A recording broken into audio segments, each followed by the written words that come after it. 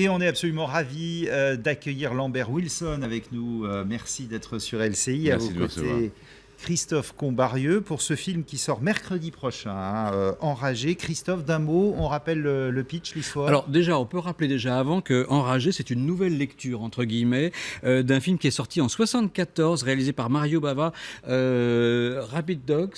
Et Les chiens Cani enragés. arrabbiati, en Italie. voilà, un film qui est aujourd'hui introuvable parce qu'à l'époque, il était considéré comme extrêmement violent. Alors, ce qui était hyper violent en 1974 devient finalement plus acceptable en 2015, Hélas. ce qui est un petit peu l'horreur de l'histoire. Alors, l'histoire, il faut surtout pas raconter l'histoire en entier parce que on s'attend pas à la fin, hein, ça c'est assez clair.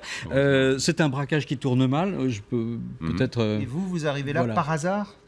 Braquage qui tourne mal et prise d'otage.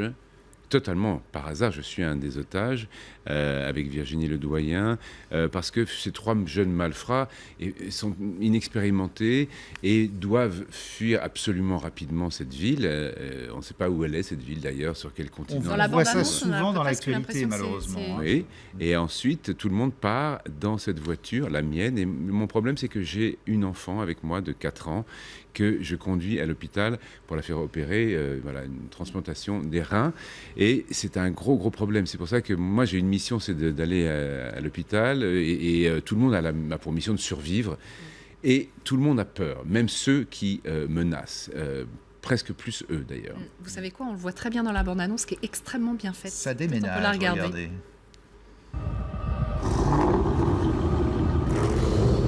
Les gens vous prennent pour un tueur. Vous en êtes pas un. La première fois, ça va te faire mal. Écoute pas tous ces connards qui te parlent de morale. Parce que ça, c'est ton histoire. Et puis à la fin, ce sera ta version. Pas une autre. Arrête-toi! C'est quoi ça? Il y a une gosse derrière! C'est ma fille, je la conduis à l'hôpital! Non, putain! Ferme ta gueule et démarre! Non, très efficace. Comment vous êtes retrouvé à l'affiche de ce film?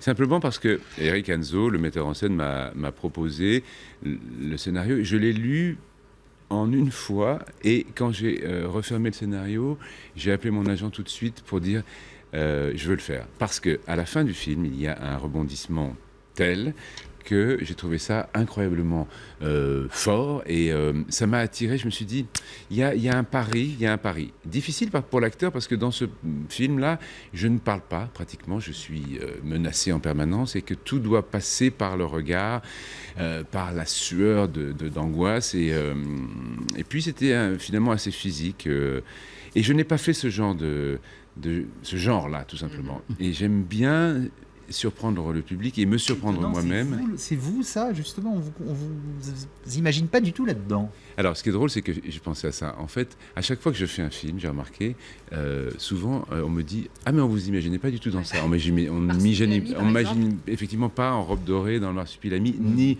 en robe de bure. Voilà. En fait, c'est bien si on crée une petite surprise. Ce n'est pas le genre de film que vous regardez vous-même? Non, parce que j'ai un peu de mal, d'une manière générale, avec la violence, etc. Cela étant dit, c'est très cinématographique, c'est très excitant, et c'est très excitant à faire aussi. Pardon, Allez-y. il y a un besoin de surprendre un petit peu parce que, bon, vous n'avez pas souffert, parce que c'est pas, le mot est trop fort, mais est-ce que quelque part, cette image de gendre idéal qui vous colle un peu à la peau, il y a des moments où vous avez envie d'en sortir? Enfin, elle me colle à la peau, oui et non, parce que je crois que j'ai fait récemment des choses très différentes, et que là, je suis en train de tourner le rôle du commandant Cousteau. C'est pas le genre idéal non plus. Je pense que c'est une vieille image, le genre idéal, gendre idéal. Non, j'ai plutôt tendance à recevoir des propositions de grands bourgeois, ça oui, des ambassadeurs beaucoup. Le banquier, je fais pas mal aussi. Donc vous les faites plus, ces rôles-là, directeur maintenant? d'assurance. Non, c'est toujours la proposition qui doit être alléchante pour une problématique. On doit toujours raconter un conflit humain dans la comédie ou dans le drame. Et là, il y avait quelque chose de très tendu dans ce film qui Le m'intéressait. film de gangster, ça vous a excité tout de suite? Oui, parce que aussi, comme vous disiez, finalement, on ne me les propose pas souvent, et moi j'aime bien l'action. Alors, curieusement, parfois c'est plus ennuyeux à faire, plus fastidieux, parce que quand on fait une grande scène de dialogue, voilà, ça dure assez longtemps, mais c'est plus vous appuyez sur le satisfaisant. texte. Là, c'est plus saucissonné, c'est un petit peu fastidieux à tourner. Aucune improvisation possible? Alors, Eric Hanzo est un metteur en scène qui maîtrise extrêmement l'image. Il vient, comme vous le savez, du monde de la télévision et de cette maison-ci aussi. Saluons-le au passage. Et c'est quelqu'un de très cinéphile qui a énormément préparé son film. Il avait des storyboards, comme font tous les metteurs en scène, mais lui était particulièrement préparé. Et je pense qu'il a fait un film très haletant, extrêmement bien mené, avec des personnages qui sont bien dessinés. Et c'est son premier film. Est-ce que ça aussi, ça vous intéresse de travailler avec des réalisateurs qui réalisent pour la première fois ? J'aime bien ça, mais pas particulièrement. Je pense qu'à chaque fois, il faut que la proposition soit intéressante. Et le fait qu'un metteur en scène n'ait fait aucun film avant n'est pas un problème si sa proposition et son univers semblent intéressants. Et Eric, il est arrivé avec des images cinématographiques et des références cinématographiques très très fortes. Je n'ai pas vu le film de Bava, heureusement, peut-être.